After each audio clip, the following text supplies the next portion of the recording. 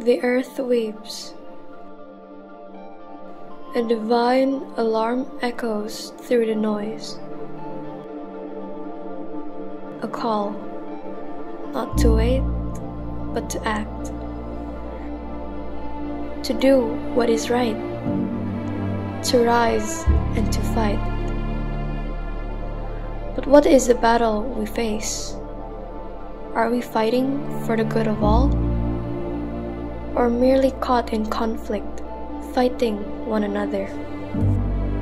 Society stands divided. Walls of indifference rise. Parents and children speaking but never listening.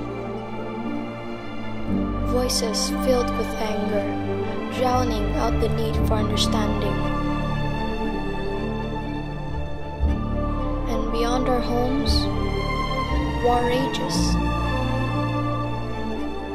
Pain, loss, destruction, repeating endlessly.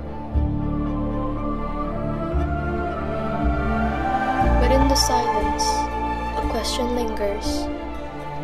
Must this be our future? Or can we write a better one?